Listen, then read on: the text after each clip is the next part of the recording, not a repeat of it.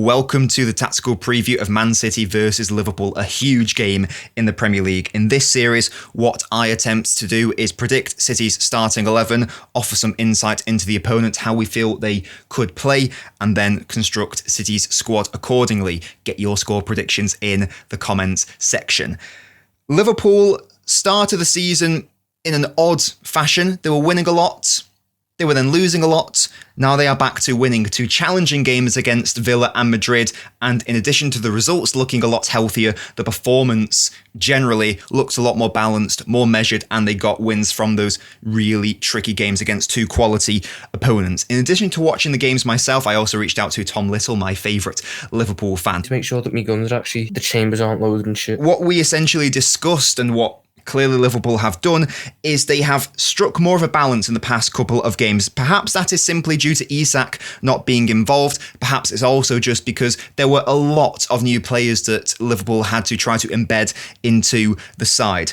And I don't think it's a surprise, therefore, that Robertson coming back into the side, Bradley coming back into the side, instead of Kirkes at left back and Frimpong, who I don't even think is a right back, at right back, has helped provide more of that balance for Liverpool, not just defensively, but also going forwards as well. Tom touched on the fact that he felt there was far too much of a bias towards Liverpool's left side with players like Gakpo, Ekitike, even Isak, of course, Kirkes, which has alienated Salah to an extent.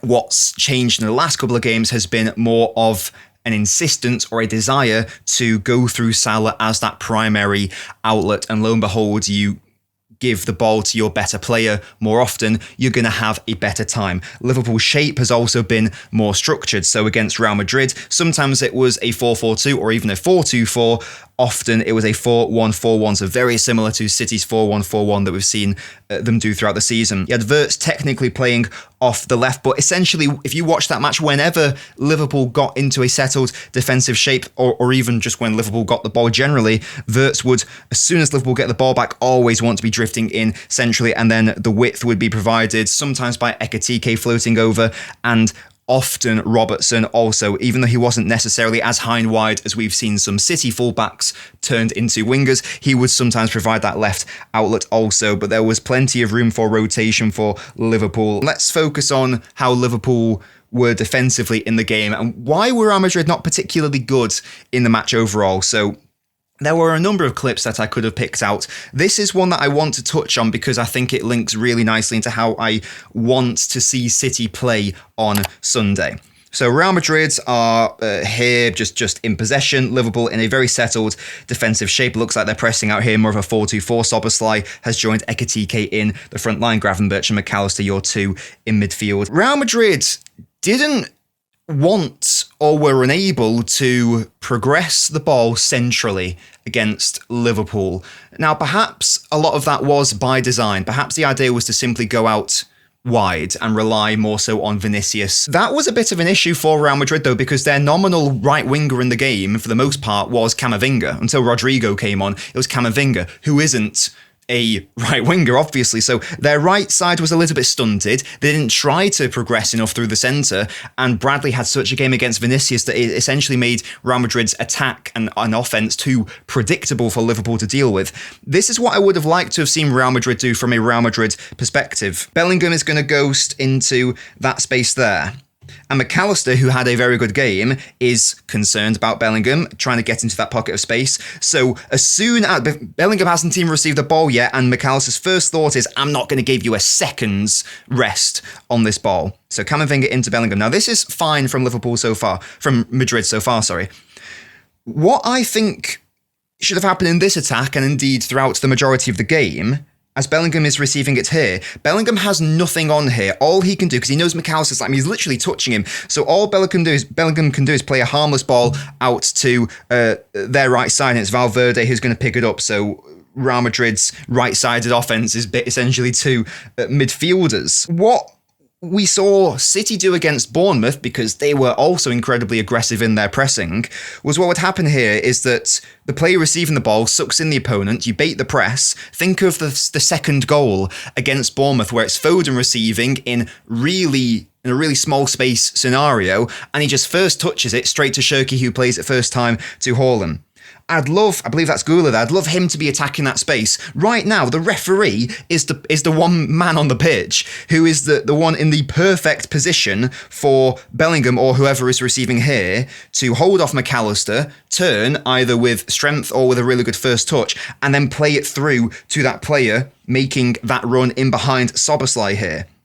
If this is Cherki on the ball, for example, spoilers as to who I might be suggesting plays for City, if this is Cherki here and it's Foden here, then Cherki, who is surprisingly strong and stocky and also has a fantastic clean first touch, he can receive it under pressure, turn, play it into Foden. All of a sudden, City would be away, or in this instance, Real Madrid would be away, but instead Bellingham, it's just harmless out to Real Madrid's right side, and eventually this attack, Real Madrid have a lot of possession. They're doing not a lot with it. They have the ball for over a minute. They're just going from side to side, never wanting to challenge or test Liverpool's centre of the pitch, not trying to do anything therein. It falls to Vinicius, or rather Mbappe. They attack down the left and they just give it away. And then Liverpool are away on the counter-attack. And speaking of that left side, Real Madrid was so one-sided dominant. That's what I mean. They ran out of ideas, and they resorted to just trying to play it to Vinicius up against Bradley, and he had a great game. Liverpool going forwards, they were the better side. They did deserve the win. What I was touching on earlier is how they got a lot of their joy using Salah as the outlet. So quite often from goal kicks, their goalkeeper,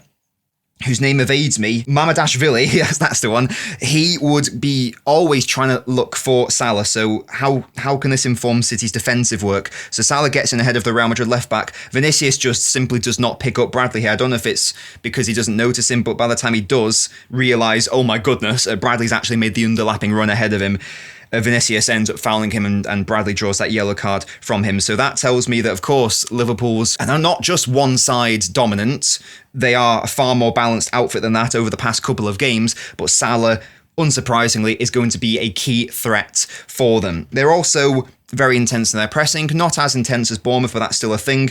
They are incredibly solid at the back, more so with Robertson than Kirkes, because even though Robertson is getting on a bit, he is still a superior player to Kirkes. And if we make this into a basketball game, a transitional one, and a physical battle, loose balls, recoveries, we are going to lose that midfield battle every single time, I fear, if they go for a midfield with Gravenberch, McAllister and Szoboszlai. We are going to lose that battle, so we must ensure that we do not allow it to turn into a long ball, transitional, direct game for City. I would suspect Liverpool have got no problem going direct and then winning the second balls therein. I don't think that's how City should be playing this game. So that's Liverpool, very brief there, but let's now touch on Manchester City. This was the team against Dortmund. So what are the weaknesses that Liverpool have illustrated even in those two games against Villa and Madrid, but also, more importantly, that horrible run that they went on? The space was always in behind the fullbacks, so they get really aggressive with their fullbacks. Let's just bring everyone over here. As I say, sometimes Wirtz and Ekitike would rotate. They commit so many bodies forwards. And of course, the area that you can hit is in behind the fullbacks. That's become less of a problem of late, but it is still definitely a weakness for Liverpool, definitely. And it's potentially something that City could exploit, absolutely. Now, that would lend itself to starting players who want to run in behind, attack the fullback, attack the space. Our two best wide players to do that would be Marmoush and Savio, because they are both players who are more than happy to run in behind. The problem is, I don't think you can justify Marmoush starting over Doku, given how fantastic Doku has been. And I'm pretty sure anyway, that you can't play Savio and Cherki for the purposes of this game. I'd be very, very surprised if that were the case, because it means that you are either playing Cherki centrally off ball, which is something that I don't really want to see, or it means that you're like playing Savio left wing, which means you're not playing Doku there, and that's a no-no for me. So I do see it as a choice between Savio and Cherki. I do see it as a choice between Doku and Marmoush for the purposes of this game. My head has been continually telling me that I should predict Savio to start, and maybe that is the right call. I actually don't think there's a right or wrong there. But what I want to see City do is essentially do exactly what we did against Bournemouth. So what I'm actually going to propose for City is that we overload and exploit what Real Madrid failed to exploit. And that is Liverpool centrally and try to bait the press, as we know they are going to do, and then play not necessarily through it, but certainly around it in the centre, and then get some joy from there.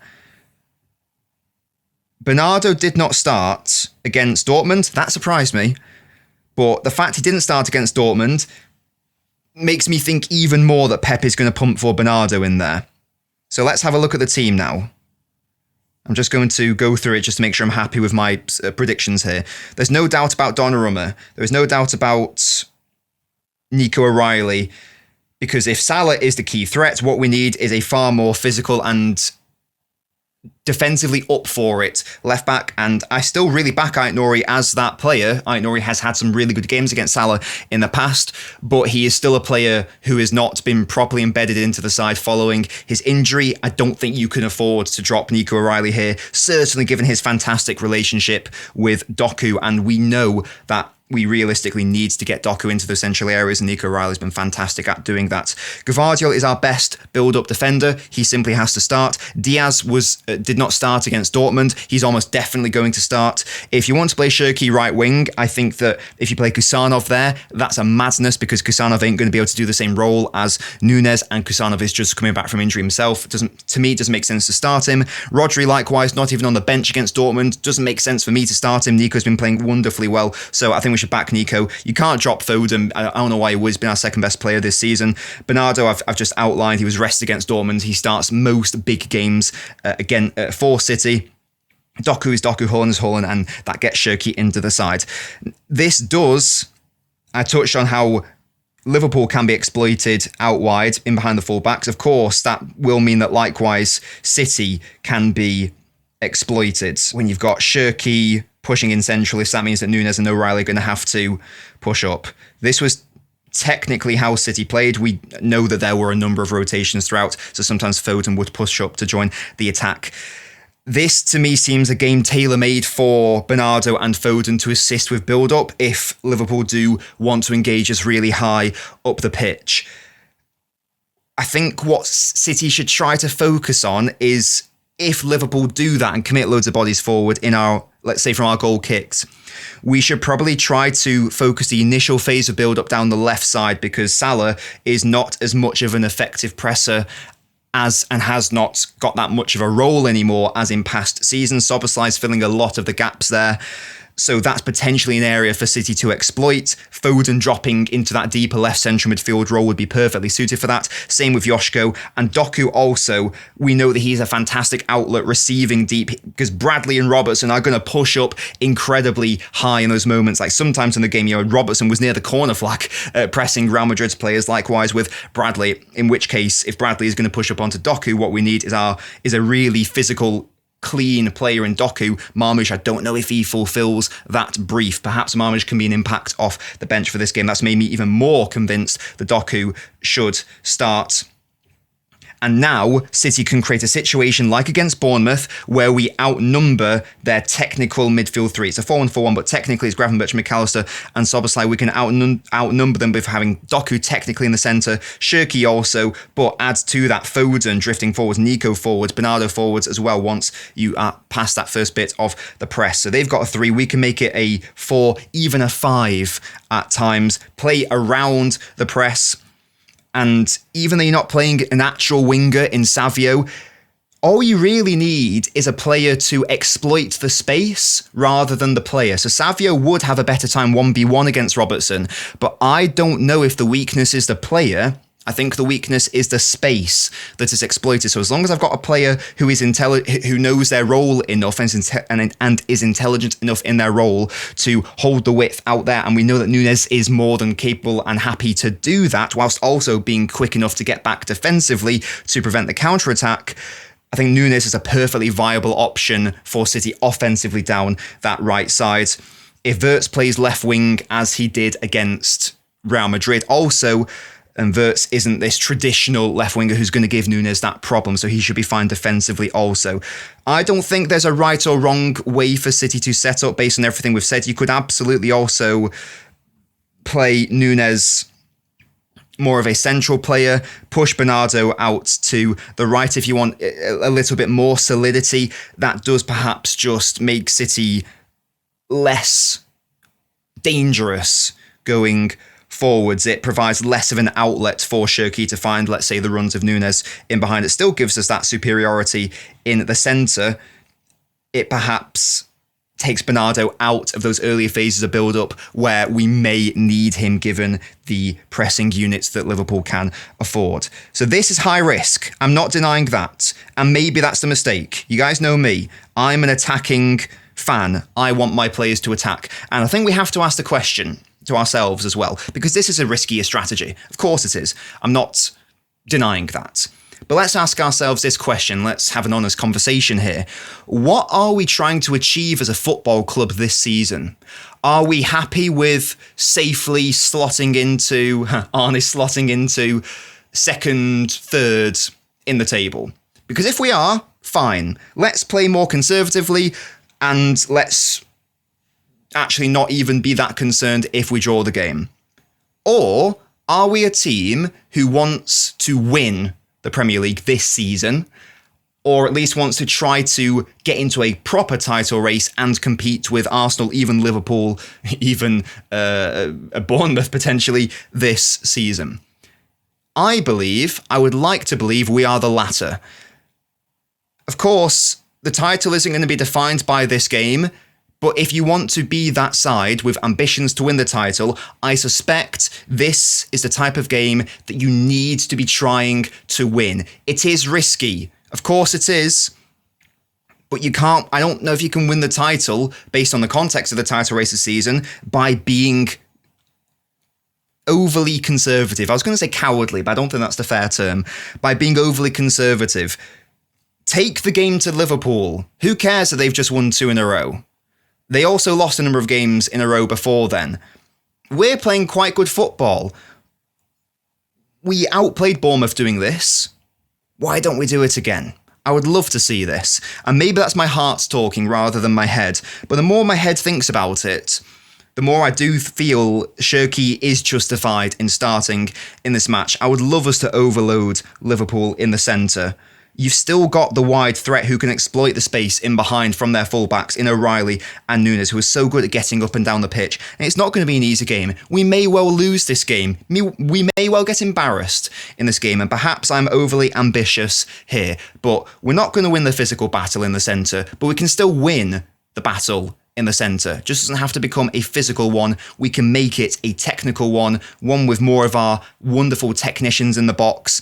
Let's see that link up between Foden, Cherki, Doku once again, supported by the fantastic build-up of Bernardo and Nico. Get those rotations in, rather. Get Doku isolated onto Kanate, who struggled at times this season. Why can't we win this game? Why can't we take it to them? I would love us to do that, and perhaps I'm being too ambitious there. I'm going to predict City to win the game, because of course I am, 2-1, but this is going to be anything but easy. Let me know what your thoughts are in the comment section. Am I being too gung-ho in my attack? Are there any players who you think are definitely not going to play, or any players on the bench you think are absolute must starters instead? Do let me know in the comment section. Thank you to all of my beautiful supporters on the YouTube membership, but also over on Patreon, and a massive shout out to my highest tier supporters on both of those platforms: Tony, Spartacus, Silver Splits the Blue, Ethan Larios, Austin King, and Rowan. If you'd like to support, the links are in the video description.